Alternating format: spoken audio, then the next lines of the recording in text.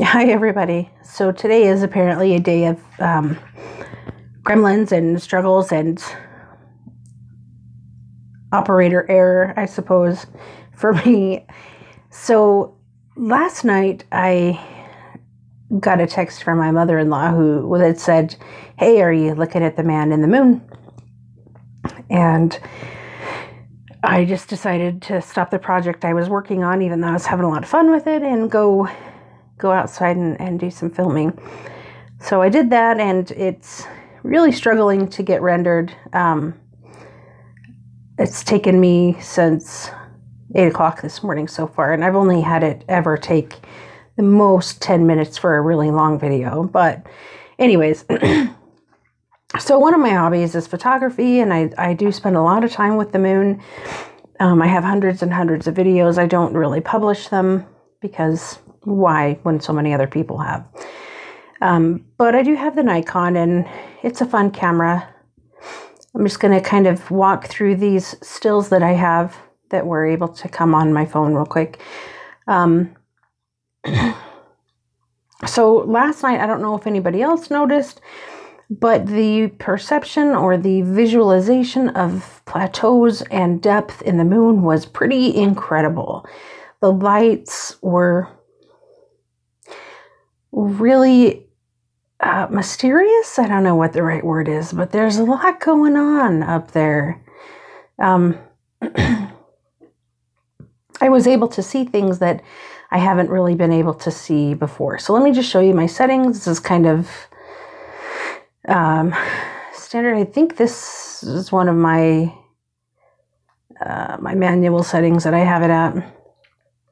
I usually use two settings, or three with the moon. I've got the moon setting that comes with the camera, and then I have a couple of settings that I have for different types of perception, the depth and the lighting and stuff like that. So,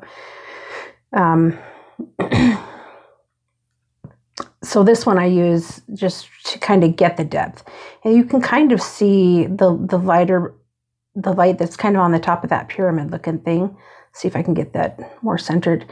Super blurry, I get it, but it does, the shading and the shadowing is pretty, to me, pretty revealing of some stuff that I haven't been able to see before.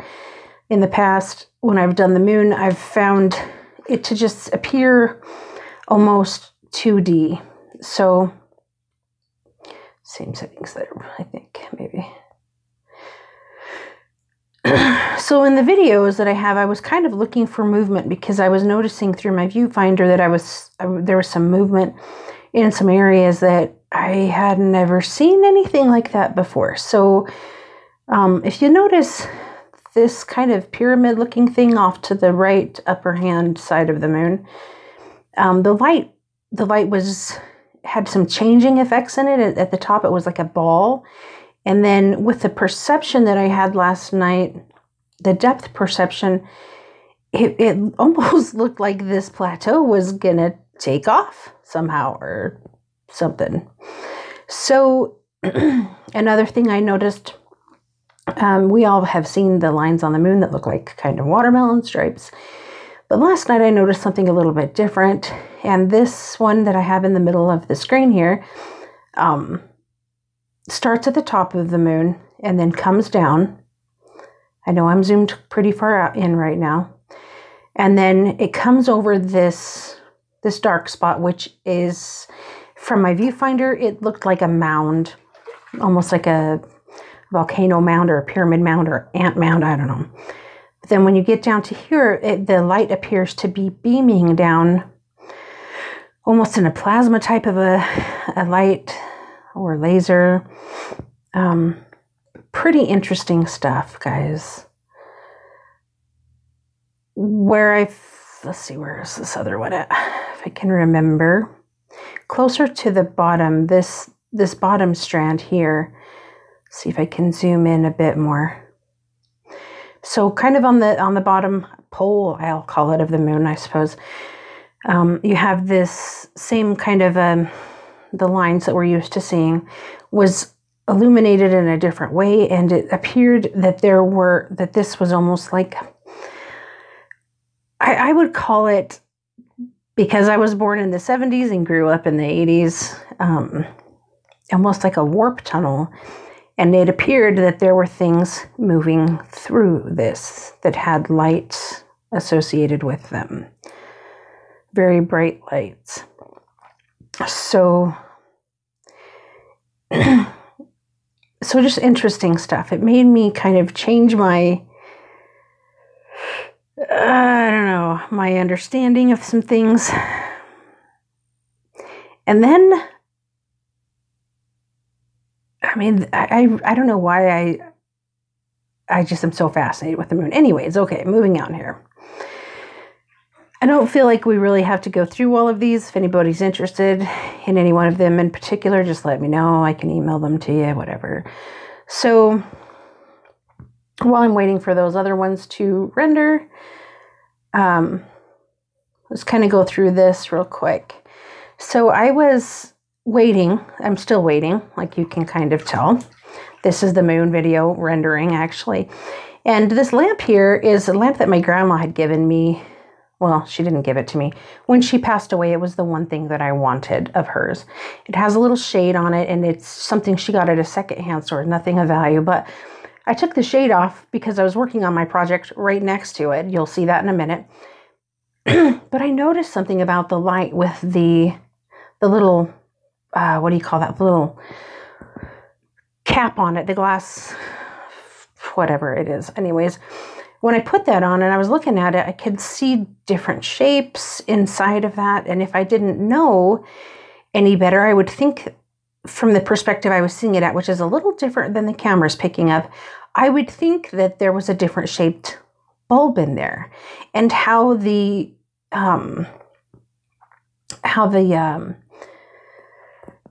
filament in there is reflecting really caught my interest. So I just kind of was bored and I figured, why not film that real quick and just see how that turns out. And that kind of got me wondering back to what I had seen on the moon with these different lights that were happening and whatnot. So I wanted to kind of give the visual of the inside of that. You see how it has the little ripples in it? I see those kind of ripples, and that's just a flaw from when it was being blown, the glass blower, whatever, it's cheap little funnel thing.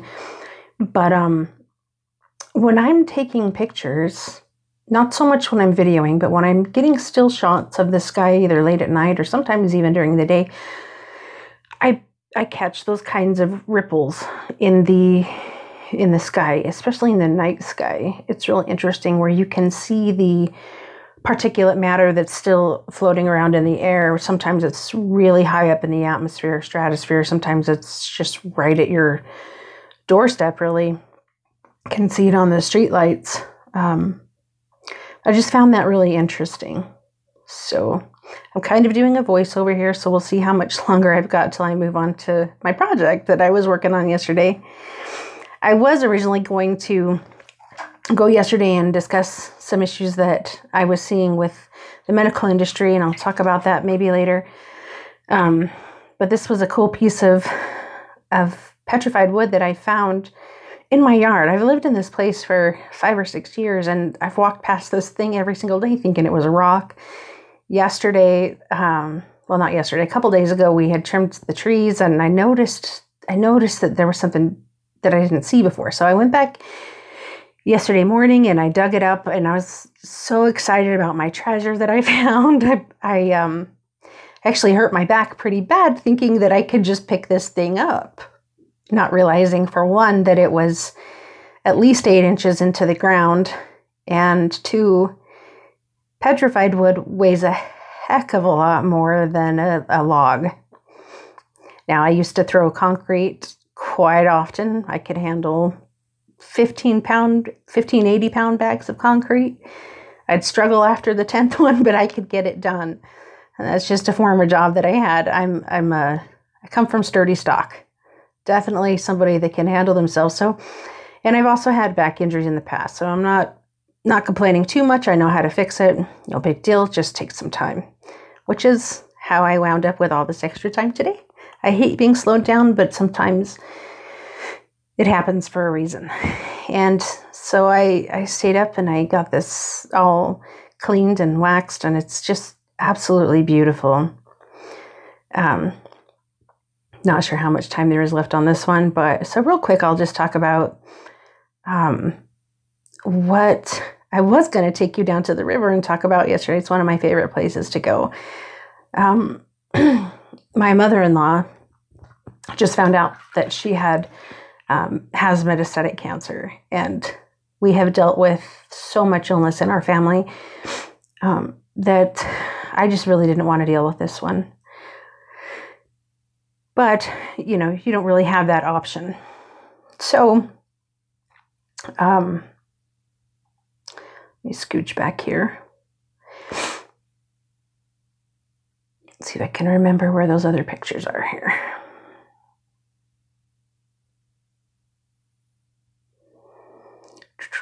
Sorry, this is my daughter-in-law. She's super awesome. Love her to death. Okay, so we'll just kind of cruise with the moon for a minute.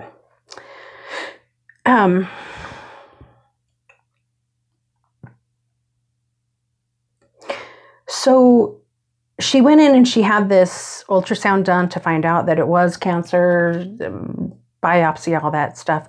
She went in a couple days ago for her PET scan, and then soon after the results, which I was asked to come along for that appointment.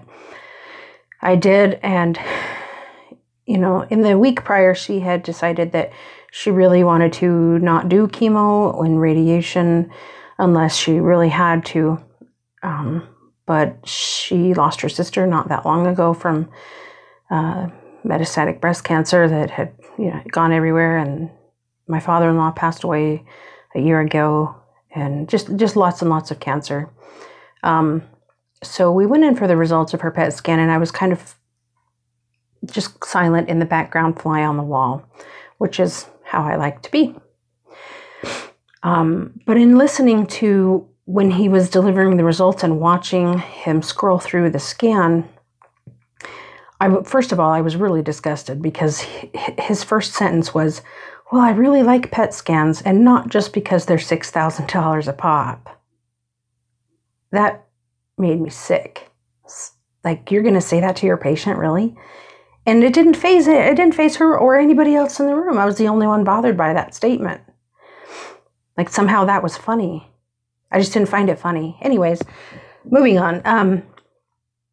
So he scrolls through and he shows her, yes, it's in your lymph node right here. Goes down the lungs and shows that, the lungs look clear. Tells her, the kidneys, the liver, and bladder are all going to light up anyways. We expect that. So basically he's telling her, yep, it's in your lymph nodes, which the whole purpose of this PET scan was to find out where it was coming from into the lymph nodes. So in her mind, she thought that it was only in her lymph nodes. And he slipped this little sentence in there that said, well, we need to get you scheduled with an ENT to see, because this is coming from somewhere.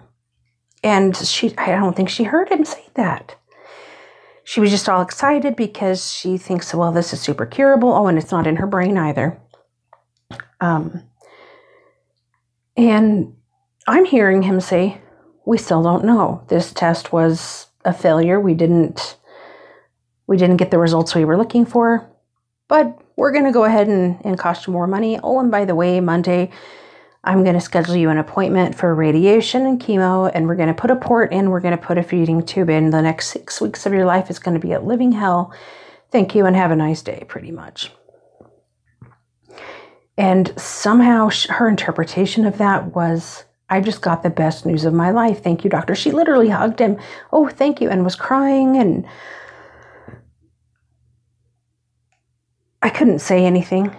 It was not my place.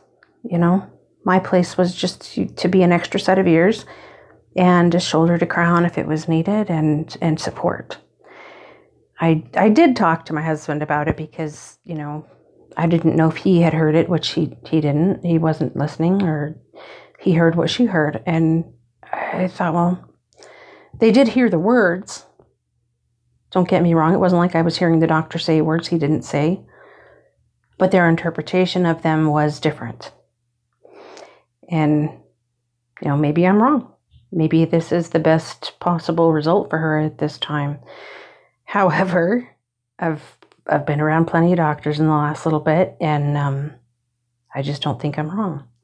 Anyways, so like I said, I was going to take you down to the river and vent about that for a while, and not just to vent, but to say, hey, pay attention. If you're at a doctor's office, pay attention to what they're saying. I personally, unless I'm bleeding to death, I'm not going in there. I just, something has happened with doctors. I don't know how to say what it is. But, yeah, maybe I'll talk on that another time. I just really, yikes. I would really not recommend going into a doctor unless you really have to, especially now. Okay, so I'm going to finish my soak here and go see if that video's finished rendering finally, get it posted.